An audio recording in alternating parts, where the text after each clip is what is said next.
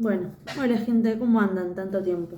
Ya pasaron aproximadamente 2 meses del último video y este lo tenía ya preparado hace bastante, pero bueno, por razones de salud no pude subir nada. Ya estamos bien, así que bienvenidos a todos nuevamente a este programa, a este canal. En esta ocasión hablaremos sobre el libro Europa y la Fe de Hilary Belloc.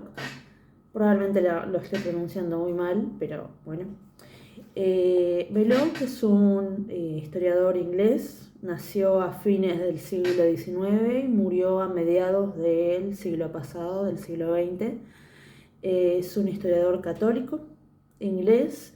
eh, Fue miembro de las corrientes distributistas en Inglaterra. Fue amigo de Chesterton.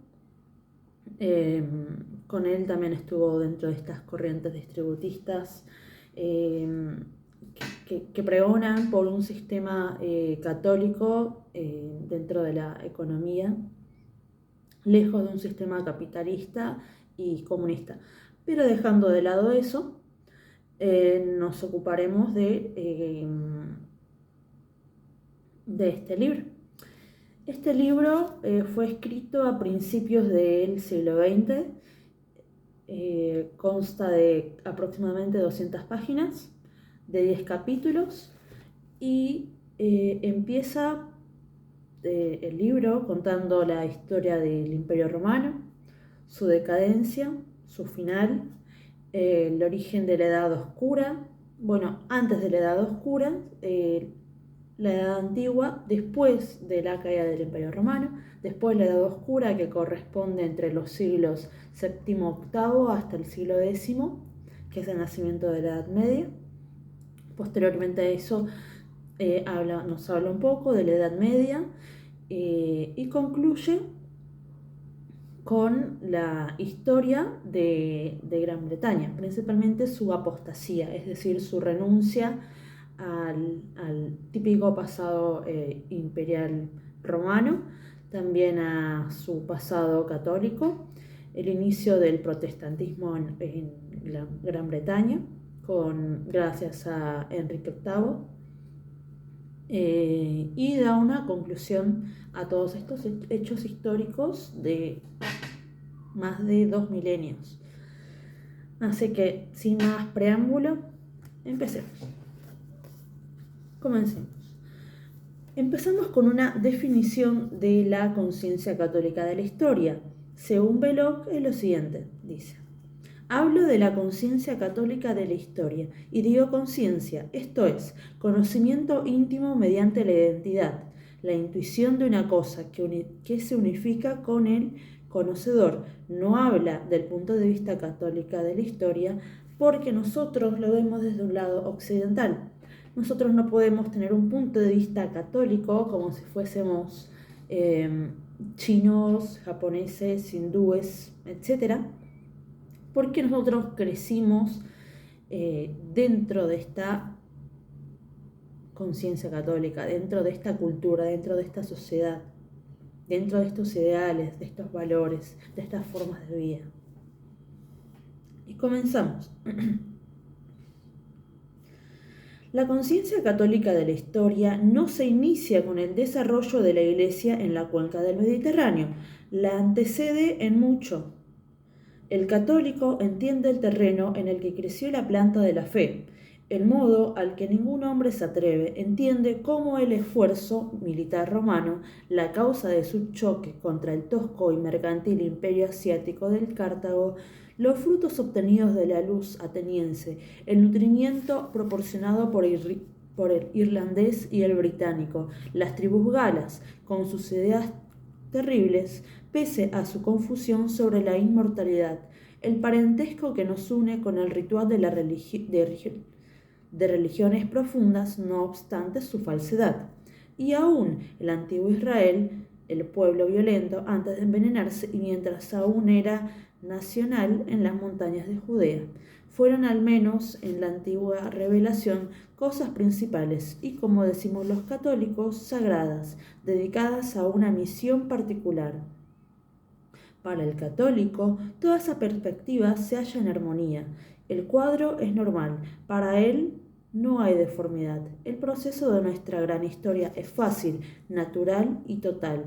También es definitivo, terminante. Seguimos. El porqué de la Gran Guerra. La Gran Guerra, este libro fue escrito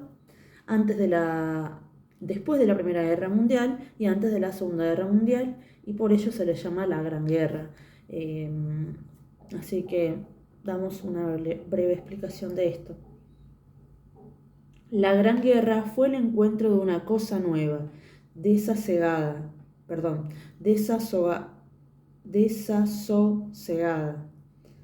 que deseaba vivir su pervertida existencia en modo novedoso y separada de Europa contra la vieja roca cristiana.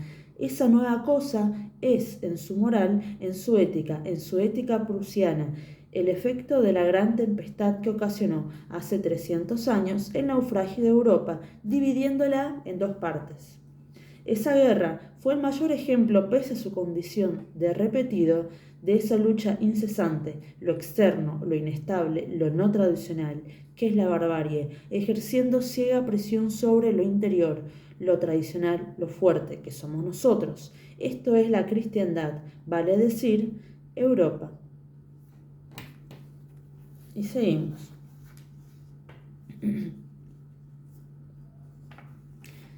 Ahora comenzamos hablando un poco sobre la cristiandad en la antigua Roma. Dice: la decadencia material del imperio no es correlativa ni paralela al crecimiento de la Iglesia Católica, es la contraparte de ese desarrollo. Se ha enseñado que la cristiandad, una palabra que, por otra parte, no tiene nada de histórica, se introdujo en Roma al decaer la ciudad de los Césares y apresuró su caída. Esto no es así, dado que eso es mala historia. Antes bien, aceptad este certero y recordadlo. La fe es lo que Roma aceptó en su madurez, y la fe no fue causa de su decadencia, sino factor conservador de todo lo que en ella podía conservarse. Y acá empezamos desmitificando la caída de Roma, que según muchos historiadores famosos, más allá de historiadores famosos, sino es lo que el común denominador de la gente cree. Gracias a estos historiadores que promueven y ensucian la historia de Roma, que la caída de Roma fue a consecuencia del origen del cristianismo. Esto no fue así, fue por otras razones que ahora nos ocuparemos de transmitir y enseñar. Tratar al menos de hacerlo. Seguimos. ¿Cuáles fueron las virtudes del Imperio Romano? Belloc dice: desatender a la verdad de que el Imperio Romano, con sus instituciones y su espíritu, fue el único origen de la civilización europea, olvidar o desvirtuar la verdad de que el Imperio aceptó en su madurez una determinada religión, ocultar el hecho de que esta religión no era un simple estado de ánimo, sino una corporación bien delimitada y muy bien organizada, presentar en los primeros siglos a un existente cristiano en lugar de la iglesia existente, sugerir que la fe era un vago acuerdo entre sus sustentadores de opiniones individuales en lugar de exponer históricamente lo que era en realidad, esto es, la doctrina fijada por la autoridad de una institución, dejar de identificar esa institución con la actual, con la que vemos hoy y que lleva el mismo nombre, la Iglesia Católica, exagerar la insignificante influencia bárbara procedente del procedente del exterior del imperio, y que nada logró en la modificación de su espíritu, pretender que el imperio o su religión han dejado de ser alguna vez, o sea, pretender que alguna vez ha habido solución de continuidad entre el pasado y el presente de Europa, son, en suma, partes integrantes de una misma falsedad histórica. Y seguimos. El lugar, el tiempo en el que nació la Iglesia. Es decir, comienza. Más, la Iglesia pudo surgir de acuerdo con el plan de la providencia divina en cualquier lugar. De hecho, surgió en la alta corriente griega de Levante y en su continente posee aún las características del noble garbo helénico. Pudo surgir en cualquier tiempo. De hecho, surgió justamente al comienzo del sistema unido de la Roma imperial que estamos por examinar.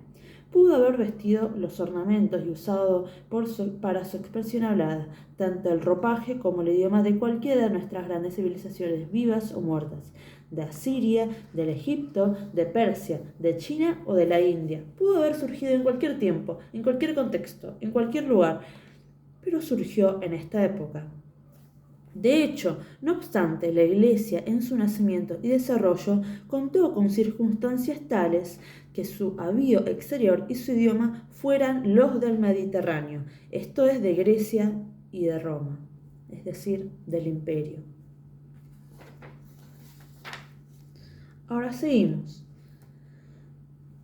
Podemos seguir con la definición del Imperio Romano, sus ejemplos y cómo veía el imperio los romanos a sí mismos y hacia el otro. Seguimos. ¿Cuál fue su origen? ¿Qué fue? ¿Qué fue el Imperio Romano? El Imperio Romano fue una civilización unida, cuya característica principal era la aceptación absoluta e incondicional de un modo común de vida, adoptado por todos aquellos que habitaron dentro de sus límites territoriales. Y sigue con un par de ejemplos. Por ejemplo, dice, lo compara con nuestra concepción moderna. Es esta una idea muy difícil de captar para el hombre moderno, acostumbrado a considerar gran número de estados independientes más o menos diferenciados y definidos uno a otro por costumbres distintas, idioma diferente y a menudo por la variedad de la religión. Y acá empieza a comparar Francia con Alemania del Norte, con Irlanda, con Inglaterra, demás. Y seguimos.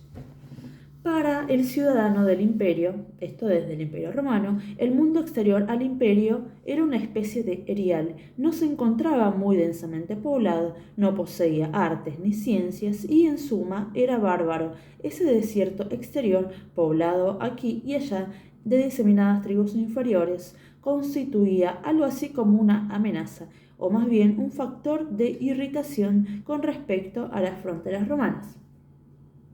Es decir, para el romano, durante esta época imperial, ellos veían a todos los que no estaban dentro de los límites territoriales romanos como ignorantes, como inferiores, como simplemente tribus que estaban dispersas alrededor del imperio, no tenían ningún tipo de organización y eran bárbaros, en definitiva.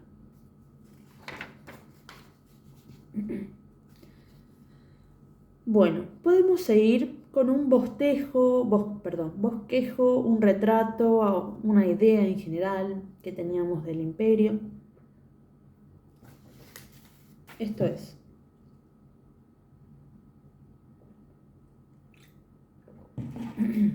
El antiguo mundo mediterráneo, del que nació el imperio, consistió, antes de la cristalización de este último, digamos, desde una época aproximadamente desde el año 50 después de Cristo hasta nuestros años, en dos tipos de sociedad. Existieron en él, como rara excepción, estados, o naciones en el moderno sentido de la palabra, regidos por un gobierno central con jurisdicción con una gran extensión y que regía la población de muchos pueblos y localidades. Perteneció a este tipo el antiguo Egipto, pero también existieron establecidas en torno al gran mar interno y en número suficiente como para considerarse como el tipo predominante de sociedad, gran cantidad de ciudades, puertos comerciales y, en su mayoría, con una reducida zona de influencia en la campaña, de donde extraían los productos agrícolas para su subsistencia. Son dignas de nuestra consideración por el hecho de que sus ciudadanos hacían vida pública, sentían el patriotismo, eran soldados, pagaban impuestos, no a la autoridad de una nación en el sentido moderno de la palabra, sino a una municipalidad. Estas ciudades y los pequeños territorios circundantes que dominaban eran esencialmente las potencias soberanas de la época. La comunidad de idioma, de cultura y de religión pudieron en verdad ligarlas en asociaciones más o menos estrictas. Se podía hablar de las ciudades fenicias, de las ciudades griegas, etc., pero la ciudad individual era siempre la unidad. La ciudad hacía la guerra contra la ciudad. La ciudad decidía en materia de sus propias costumbres y era el núcleo de la religión. El Dios era el Dios de la ciudad. El Mediterráneo oriental y central estaba bordeado por esos centros donde quiera que su terreno ribereño ofrecía posibilidades de habitación humana. Aún en el pequeño oasis de la tierra cirenaica, minúscula porcelana de arena, pero habitable, tuvo lugar el desarrollo de su formación ciudadana. Aún sobre las costas occidentales del océano interno, que recibían su cultura por vía marítima del este, la presencia de las ciudades-estado se manifestó en los litorales de Argelia, Provenza y España.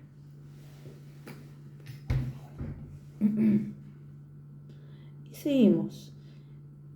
seguimos un poco con el origen del idioma griego.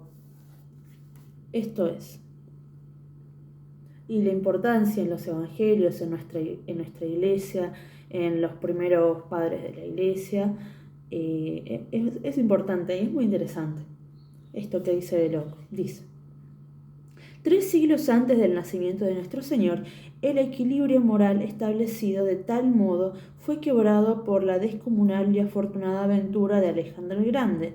Apenas caídas bajo la hegemonía macedónica, las ciudades estatales griegas, la cultura de Grecia, tomando la forma de ejércitos pequeños pero invencibles, a las órdenes de Alejandro, se enseñoreó del Oriente. Egipto, el Levante y muchos otros países fueron convertidos a una sociedad helenizada. Las ciudades separadas, por supuesto, sobrevivieron, y después de la muerte de Alejandro, la unidad del dominio se perdió en las fluctuaciones de varias dinastías derivadas de los acuerdos y disensiones de sus generales. Pero el equilibrio moral de otrora se había perdido, apareciendo la concepción de una civilización general. Desde entonces, el sirio, el judío y el egipcio vieron con ojos griegos, y la lengua griega fue el medio de comunicación intelectual para todo el Oriente durante el transcurso de un milenio. Esto es, pues, el origen de los primeros nombres de los objetos cristianos, como obispo, iglesia, sacerdote, bautismo, Cristo, etc. Son nombres griegos. Esa es la causa de que todos nuestros documentos originales y todas nuestras oraciones sean griegos y resplandezcan en la luz griega, y no hay nada que sea tan esencialmente griego en la esfera de las ideas como lo son los 4 evangelios que encontramos en la Biblia. Muy importante esto, la verdad. Es impresionante cómo desde toda la parte de Egipto, el norte de toda África, la parte occidental de Asia, todos hablaban un mismo idioma y era el griego. Y esto fue gracias a Alejandro el Grande, durante 1000 años. Es realmente impactante. Es muy interesante. Ahora podemos hablar de la simiente, es decir, de la semilla donde nació la iglesia. Y dice: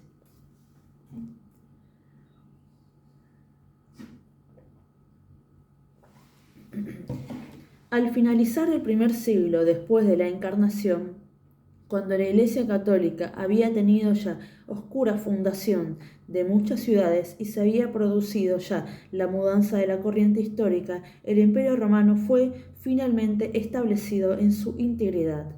Por aquel entonces, desde el desierto sirio hasta el océano Atlántico, desde el Sáhara hasta el mar de Irlanda, las montañas escocesas, hasta el Rin y el Danubio, dentro de un gran cerco, se había cimentado un modo de vida seguro e incuestionable, incorporado al mundo en forma de un gran estado único.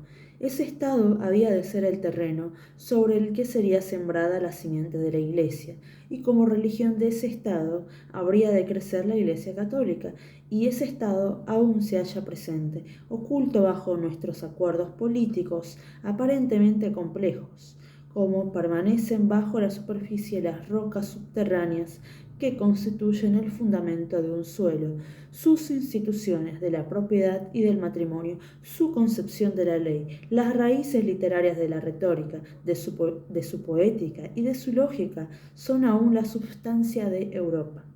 Y la religión, que ese Estado hizo tan universal como lo fue él mismo, es aún y tal vez en forma más notoria que nunca, manifiesta a todos. Y ahora comenzamos un poco hablando sobre la Iglesia Católica dentro del Imperio Romano, ya a partir de los 250, 270 después del nacimiento de Cristo. Dice, y ese punto de vista es, en el orden del tiempo, el de la generación que vivió hacia el fin del siglo II, hasta después de la mitad del siglo III, digamos desde el año 190 hasta el 270. Es el primer momento histórico en que podemos percibir a la Iglesia como a un organismo en desarrollo y que en la actualidad tiene manifestación universal. Y seguimos con el crecimiento de la Iglesia Católica, dice.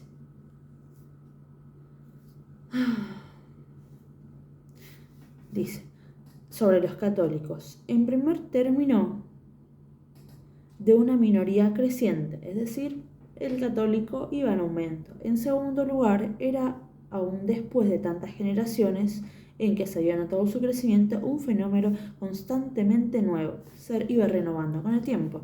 Y en tercer lugar, representaba a un verdadero organismo político, el único organismo subsidiario que había surgido dentro del cuerpo del imperio. Tres características: estaba en constante crecimiento, constantemente era notado como una novedad, y en tercer lugar, había crecido dentro del imperio.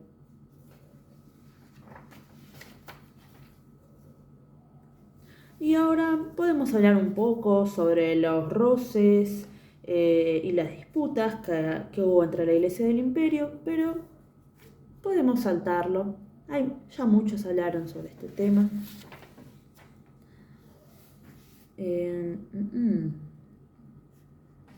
Podemos también hablar cómo se veía la sociedad cristiana a sí mismo, pero para no alargar el video innecesariamente, no seguimos de largo.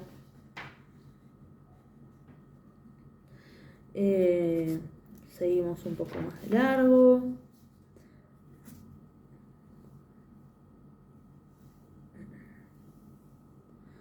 Podemos dar alguna diserción sobre la relación entre la Iglesia y la filosofía. Dice, la creencia de un hombre en la misión de la Iglesia Católica y su confianza en el origen divino de la misma no lo inducen a formular estas sencillas conclusiones históricas, del mismo modo que no lo llevan a establecer conclusiones sobre la existencia, doctrina y organización de los mormones contemporáneos. Si la Iglesia dijo la verdad, es cuestión que a la filosofía toca resolver. Lo que la Iglesia enseñó, de hecho, es historia pura. ¿Pudo la Iglesia haber enseñado tonterías y pudo su organización ser un burdo producto del ingenio humano? Pero eso no afectaría a los hechos históricos. Podemos seguir un poco sobre la infiltración católica dentro del Imperio Romano, y dice así.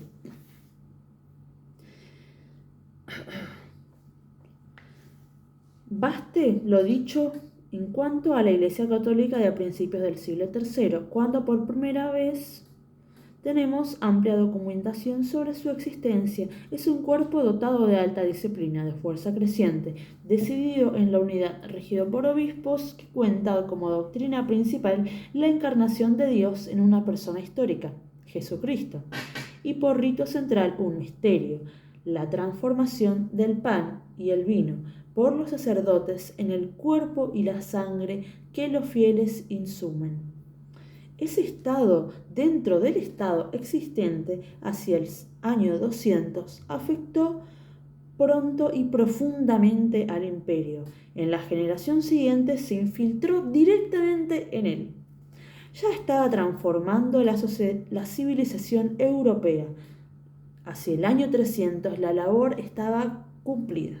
Cuando el imperio caía, la Iglesia católica la tomó y la preservó. ¿Cuál fue el proceso de esta decadencia? Podemos decir, de esta decadencia romana del imperio. Primero, el gran incremento de la soldadesca bárbara mercenaria en el imperio, es decir, de las grandes cantidades de militares bárbaros, ajenos, externos al imperio. 2. El debilitamiento del poder central, comparado con los poderes locales de la clase, pequeña pero cada vez más pudiente de los grandes terratenientes. Es decir, que la sede central, la ciudad Roma, cada vez disminuía más y más su poder. Mientras tanto, el poder de los grandes terratenientes que circundaban al imperio, que circundaban a Roma, iban creciendo en su poder, en territorio y en importancia. Y en tercer lugar, el ascenso de la Iglesia Católica desde una posición oficial que se le había permitido al completo dominio de la sociedad. Es decir, nosotros sabemos, los primeros siglos, en los primeros años de la Iglesia Católica hubo persecución, asesinatos, el origen de los mártires y demás. Posteriormente fue ascendiendo socialmente hasta convertirse en la que dominaba completamente la sociedad romana en todo su sentido. Y seguimos. Podemos hablar un poco sobre cómo la civilización europea sobrevivió gracias a la Iglesia Católica. Podemos omitirlo, seguir adelante.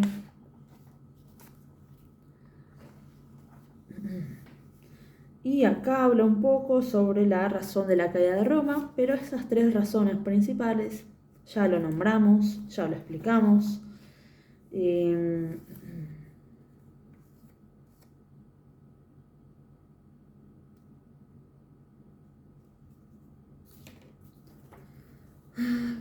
A ver, ¿qué podemos seguir? Bueno, sigamos desmintiendo una de las grandes mentiras que ya nombré en los primeros minutos del video, la supuesta conquista de los bárbaros dentro del Imperio Romano. Dice: no hubo tal conquista del imperio por los bárbaros. Lo sucedido fue una transformación interna de la sociedad romana, durante la cual las funciones principales del gobierno recayeron en los jefes de las fuerzas auxiliares del ejército romano, es decir, de los grandes terratenientes. Y como tales fuerzas se componían entonces por elementos generalmente bárbaros, también bárbaros fueron los nuevos gobernantes locales. Es decir, Roma no cayó por la conquista de bárbaros, sino que dentro de su simiente misma, gracias a que habían soldados y grandes terratenientes bárbaros, estos mismos, sin intentar derrocar al poder central, fueron acrecentando su poder y ante el debilitamiento de la sede central de Roma, brillaron en su poder. Y este fue el origen de los reyes posteriormente. Y podemos hablar un poco sobre el nacimiento de las naciones modernas. Dice: no hubo destrucción de la sociedad romana, No hubo solución de continuidad en las principales instituciones de lo que es ahora el mundo occidental cristiano. No hubo mezcla considerable con sangre germana, eslava o celta. Ningún aumento apreciable al menos de la cantidad de esa sangre que por intermedio de los numerosos soldados y mucho más numerosos esclavos había sido incorporada con anterioridad al mundo romano. Pero en el curso de esta transformación, en los siglos V y VI, el gobierno local cayó en manos de los que se encontraban al mando de las principales fuerzas locales del ejército romano, y estos eran bárbaros por ascendencia, porque el ejército se había convertido en bárbaro por reclutamiento. Podemos continuar. Sigamos con el origen de la palabra rey, dice. O mejor dicho, rex. No había posibilidad de similitud entre las palabras rex e imperator, como no la hay entre la frase unión minera con junta de trabajo. No son lo mismo. No había, claro está, ninguna especie de equivalencia. Un general romano en la primera parte del proceso, al planear una batalla, consideraría a un rex como nosotros consideramos a un general de división. Diría, pondré a mis regulares, es decir, a la gente parte del ejército, en el centro, a mis auxiliares los pondré aquí, llamaré a su rex y le daré sus órdenes. En tal sentido, un rex era un súbdito, y a veces un súbdito poco importante, del imperator o emperador. Siendo como recordamos, el comandante en jefe del ejército romano, institución en la que durante tantos siglos se había apoyado el Estado romano, o el imperio o la civilización. Es decir, el origen de la palabra rex, como la consideramos hasta nuestros días, era simplemente un súbdito del emperador. Era un vasallo, era un jefe poco importante de fuerzas regulares dentro de la milicia romana, pero no más que eso. Con el paso del tiempo se desvirtuó su función, se desvirtuó su nombre, se desvirtuó su poder.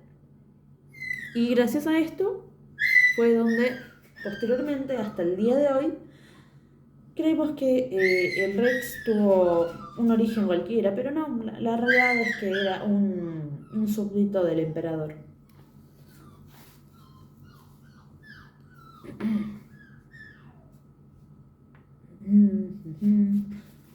Bueno, seguimos. Y seguimos. En esta época de la historia, es decir, 300, 400 después de Cristo, la jerarquía católica tenía dos preocupaciones. La primera era el deseo de que la Iglesia vivente sea tan libre como pueda serlo. En consecuencia, la Iglesia católica y sus ministros aclaman el acrecentamiento del poder local en todo cuanto se opone al centralizado. Lo hacen de forma inconsciente, pero no por eso menos enérgica. Y la segunda preocupación es el arrianismo. El arrianismo fue una corriente hereje condenada por la Iglesia. No me voy a explayar sobre esto porque es un tema muy complejo, pero es una herejía de la Iglesia.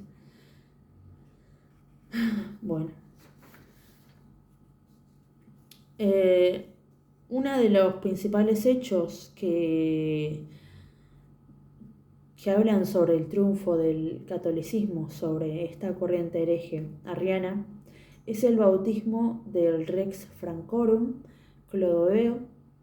El Rex Francorum fue el primer rey francés, el primer rey bautizado según la tradición católica, en contraposición a la que era más comúnmente frecuentada en la parte oriental del imperio, dominados principalmente por los arrianos, mientras que en esta parte occidental del imperio, gracias al bautismo de Clodoveo, Francia fue la primera nación católica en realidad en convertirse al catolicismo.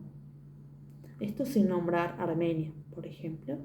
Pero bueno, seguimos un poco con esto. Lo que dice Belloc es: un joven cuyo nombre romano era Clodovicus y a quien sus padres llamaban por un nombre que sonaría algo así como Glodovic, sucedió a su padre, un oficial romano, en el generalato de este pequeño cuerpo de tropas a fines del siglo V.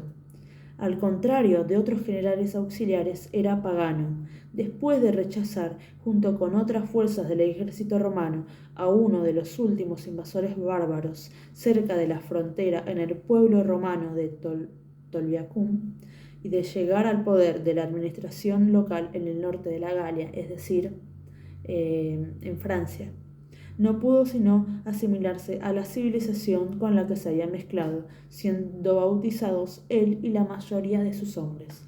Con anterioridad había contraído enlace con una mujer cristiana, la hija del Rex Burgundio, pero, de todos modos, esa conclusión era inevitable. Y ahora acá hablamos un poco sobre la importancia histórica de este hecho. Dice: el punto histórico que reviste verdadera importancia no es precisamente el hecho de que haya sido bautizado, porque el bautismo de un general auxiliar a fines del siglo V era algo tan común como de un comerciante oriental de Bombay que ha recibido el título de Lord o Baronet en Londres.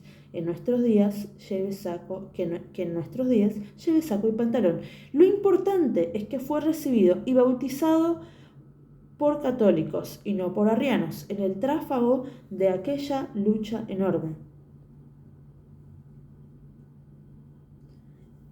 Así que esta fue una de las principales victorias del catolicismo frente a esta herejía, y por eso su importancia. Podemos hablar un poco sobre las reminiscencias del pasado imperial romano, como lo es la cosa pública, como son las instituciones políticas, como es la lengua y demás, pero para no seguir alargando innecesariamente el video, no lo voy a hacer. Vayamos ahora directamente hacia la historia de Gran Bretaña. Según Belloc, hay un gran desconocimiento en la historia de la Iglesia, en la historia de Gran Bretaña desde el siglo 0 después de Jesucristo hasta el año 500. Esto fue gracias a diferentes hechos. Algunos de ellos fue que se mandaron misioneros a evangelizar Inglaterra, pero hasta el año 400 aproximadamente, no, hasta el año 300 aproximadamente, pero esta región progresivamente fue siendo olvidada, fue aislada posteriormente por piratas que acechaban sus costas y no permitían el comercio entre la Europa, digamos, más dentro del mismo continente, y esta isla, como sabemos que es Gran Bretaña, y los piratas no permitían el comercio y hubo 150 años aproximadamente sin comunicación entre Europa y Gran Bretaña. Posteriormente a esto, su historia fue comentada por el santo San Gildas, y después, en el año 450-500, se mandó a San Agustín a evangelizar nuevamente estas zonas. Y bueno, esa fue en resumen la historia de Gran Bretaña durante estos primeros 500 años. Y dice, haciendo un resumen en palabras de Belloc: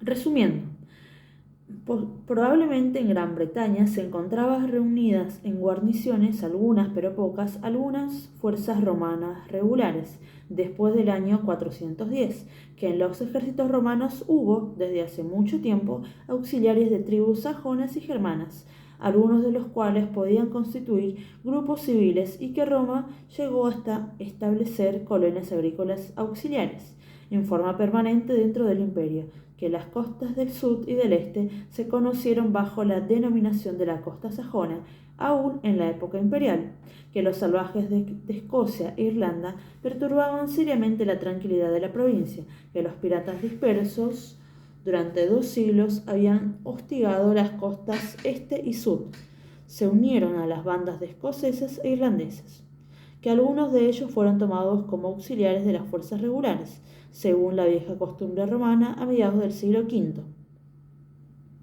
que, así como sucediera en otras provincias romanas, los auxiliares se amotinaban por la paga y saqueaban y devastaban muchos lugares. Finalmente, que se le ponía coto a la rapiña y que los piratas eran rechazados a sus establecimientos a lo largo de los confines de las costas. Comparado con el de la población original, su número habría sido muy reducido. Y seguimos un poco. Bueno, a ver.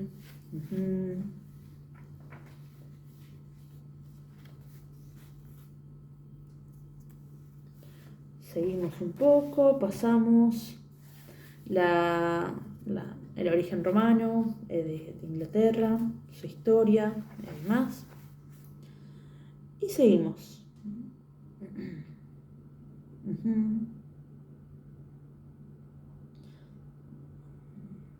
Lo que se conservó de las instituciones en Gran Bretaña.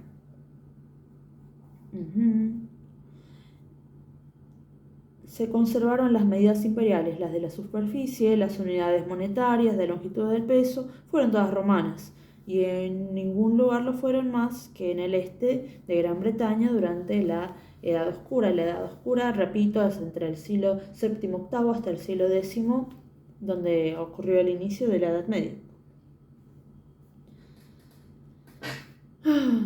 Bueno, acá habla un poco sobre el retorno de la civilización gracias a la evangelización de San Agustín, pero podemos seguir.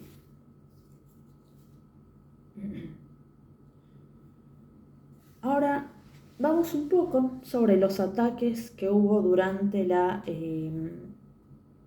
Edad Oscura. Un elemento nuevo y profundo surgió de pronto como de la nada, el Islam, de las ardientes arenas orientales, propagándose como un incendio, arrasó todo el Levante y llegó a las puertas de Occidente. No era una mera acometida más de la barbarie, porque el mundo mahometano era tan culto como el nuestro en su primera expansión. En la declinación de nuestra cultura, mantuvo la suya en un nivel superior, que iba en aumento, y su conquista en los lugares donde nos conquistó fue la de algo materialmente superior, en ese momento, al remanente de las artes y tradiciones de la Europa cristiana. Y habla un poco, nos cuenta un poco del ataque del Islam en España, durante estos ataques la civilización se salvó gracias a los Pirineos. Los Pirineos es una región al norte de España, donde se preservó la religión católica en contraposición a la conquista islámica, musulmana. Y gracias a esta zona donde se refugiaron, posteriormente hubo una reconquista por toda España. También nos habla un poco sobre las invasiones escandinavas durante la Edad Oscura en el norte de la civilización romana, y también nos habla un poco sobre el bautismo de los piratas que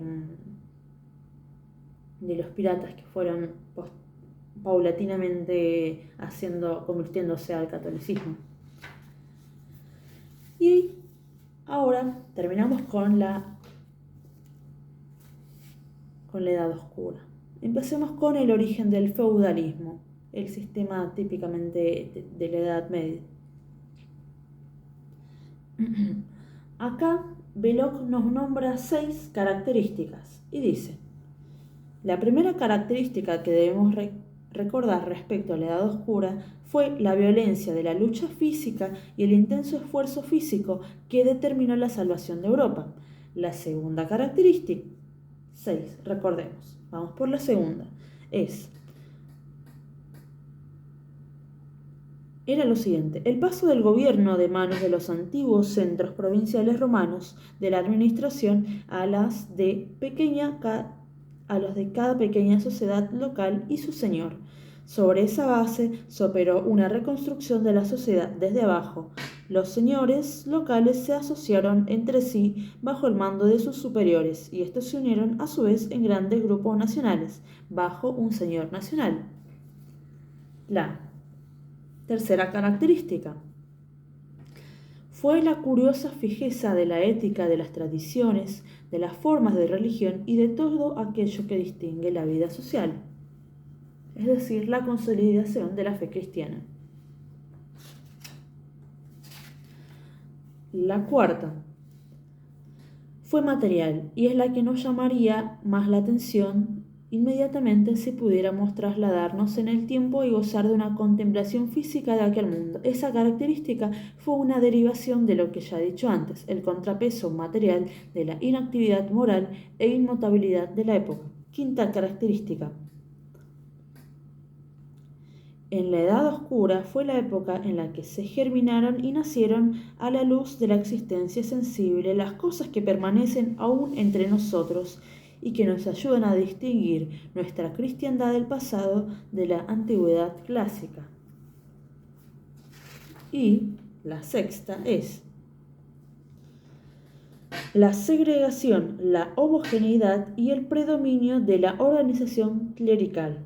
Es decir, la jerarquía eclesiástica con su sentido disciplinario fue la institución principal y la fuerza social de unificación más importante de la época. Así que al finalizar la Edad Oscura, al inicio del feudalismo, hubo 3 grandes hechos que marcaron esto. La personalidad de San Gregorio VII, la aparición de la raza normanda. La raza normanda fue una invasión bárbara que ocurrió en la Galia, muy importante. Y finalmente, otra de las características importantes de esta revitalización de la sociedad es el origen de las cruzadas. Y acá nos habla un poco sobre el origen de los normandos y demás. El papel de San Gregorio VII que recién nombré. San Gregorio VII fue un papa reformador muy importante. Nos habla un poco sobre el siglo XIII, que fue la flor de la Edad Media, donde lo más importante fue el renacimiento de las artes.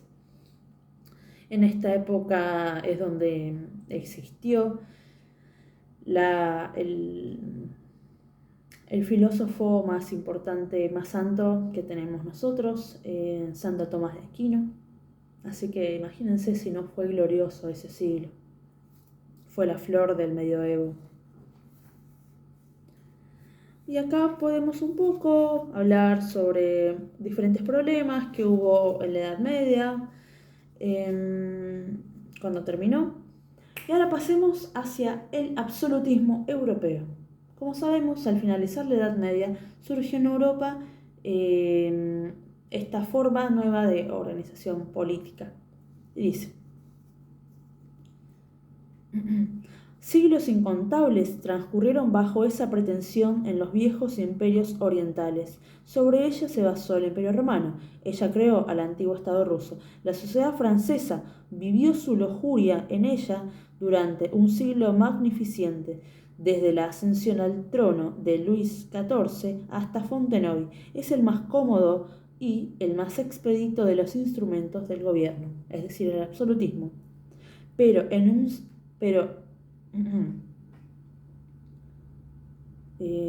el sentido de un gobierno civil absoluto en la época de la Reforma era muy distinto. Era un reclamo, una ansiedad de toda la comunidad. La veneración de la autoridad civil era la deificación deificación del Estado y de la ley. Era la adoración del sistema del poder ejecutivo. Esto me gobierna, por lo tanto lo adoraré y haré todo lo que me diga. Tal es la fórmula de esa rara pasión que entonces y ahora se ha adueñado de gran número de seres humanos, intoxicados por el esplendor y el efecto vivificante de mando. Como todas las manías, porque el absolutismo es una manía, esta exagerada pasión apenas se entiende una vez que pasa, y como todas las manías, cuando está presente sobrepasa a toda emoción. Europa sufrió de esa manía en la época de que hablo. Las ciudades libres manifestaban esa enfermedad tanto como los estados monárquicos. Dice, en Génova Calvino era Dios. En España Carlos y Felipe gobernaban dos mundos con poder absoluto. En Inglaterra la dinastía Tudor era adorada ciegamente. El hombre podía rebelarse contra un gobierno particular, pero era tan solo para establecer en su puesto otro igualmente absolutista. No se adoraba a la forma, sino al hecho de gobierno. Y en este sentido podemos entender un poco sobre cómo fue que surgió la reforma, por qué tanta importancia a este hecho. Posiblemente si no hubiese sido por este sistema absolutista, la reforma no hubiese tenido mayor importancia. Habría pasado como una herejía más, como el arrianismo, y ya está. Pero bueno. Sigamos. Ahora, Belloc nos empieza a hablar sobre la reforma, sobre sus características, sobre sus consecuencias, sus efectos, y dice: lo que llamamos la reforma fue en esencia la reacción de los lugares bárbaros, mal instruidos y aislados, extraños a la antigua y profundamente arraigada civilización romana. Es decir, la reforma sucedió en los lugares donde la conquista romana no fue tan efectiva, no fue bien lograda. Y seguimos. La reforma no fue racial, aun cuando existiera un algo físico tal como la raza teutónica. La reforma no coincide con esa raza, coincide simplemente con el retroceso de la corriente romana, que durante 700 años, durante 7 siglos, había avanzado constantemente y dominado en forma progresiva a los insuficientes por medio de los suficientes, a los lentos por medio de los rápidos. Era una especie de protesta de los conquistados contra cierta superioridad moral e intelectual que los ofendía. La rebelión es confusa, instintiva, y tiene, por lo tanto, el motivo sincero que acompaña a esta clase de levantamientos, pero carece de unidad y de poder organizador. Nunca ha habido un credo protestante determinado. El factor común ha sido y es la reacción contra las tradiciones europeas. Y me parece espectacular esta definición. Podemos tomarlo como una definición. El protestantismo, es decir, la reforma, es una reacción contra la tradición europea romana por parte de bárbaros mal cristianizados.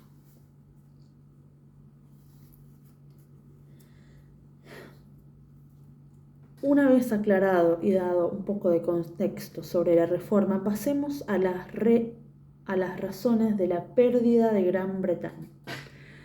A por qué Gran Bretaña se convirtió a esta herejía, a cómo abandonó su pasado católico. Y podemos decir lo siguiente. Según Belloc, hubo 3 razones. Los hacendados ingleses habían llegado a ser poderosos en demasía. En segundo lugar, Inglaterra fue un puerto de mercados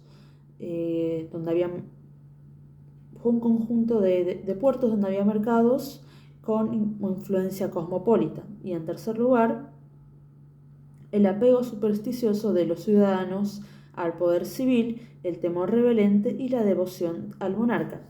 Retomemos esta idea del absolutismo, porque es importante. Si no hubiese sido por el absolutismo, Inglaterra no se hubiese convertido en su prácticamente totalidad a esta herejía protestante. Y es gracias a la reverencia absoluta que había por su rey, Enrique VIII, dado que vayamos un poco a la historia. El tipo estaba casado con Catalina de Aragón, envejecida, y el tipo quería divorciarse, quería tener más libertad, entonces agarró esta idea de la protestantización, dijo, yo ya está, me alejo, creo mi propia iglesia. Posteriormente a esto se divorció, se casó con una doncella mucho más joven, y como todo el pueblo seguía esta corriente absolutista, todos siguieron sus pasos, siguieron lo que él decía, y básicamente eso fue el origen, la razón fundamental de la caída.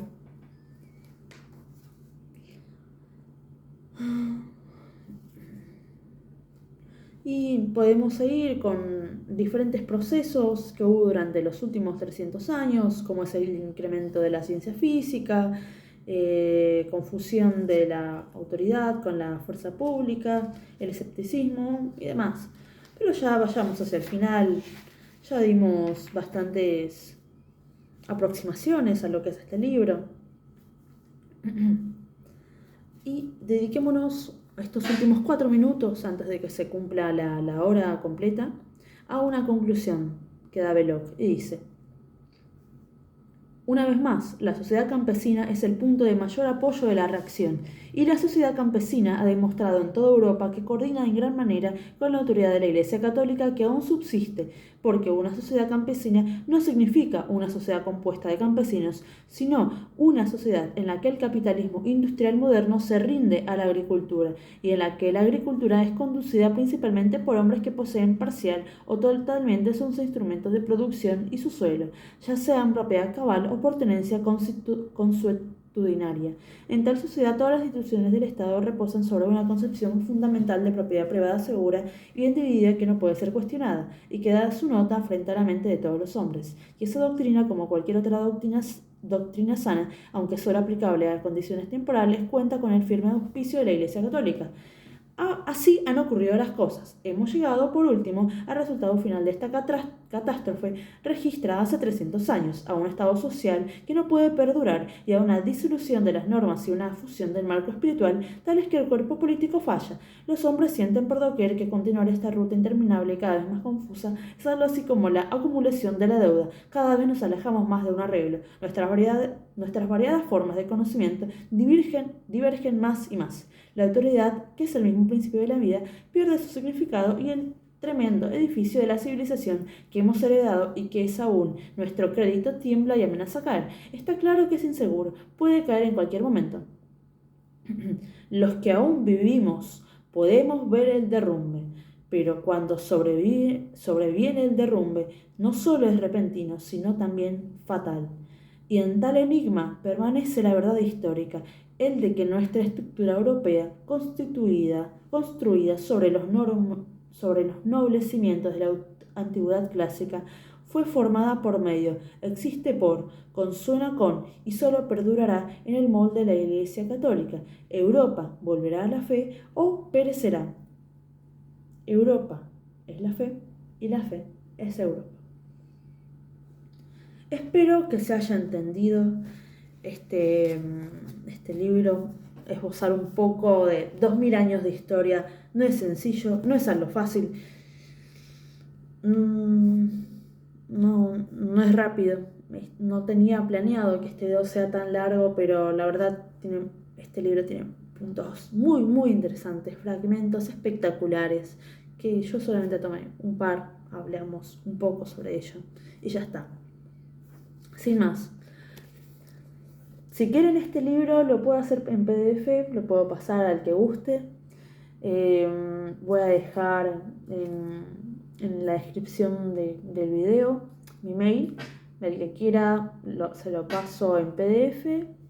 Podemos hablar sobre esto. Nuevamente están invitados a leer este libro. Es espectacular, la verdad no les va a llevar mucho tiempo y pueden sacar muchas cosas valiosas. Y sin más, nos veremos. Esperemos que este sea que en este mismo mes, pero veremos. Hasta luego.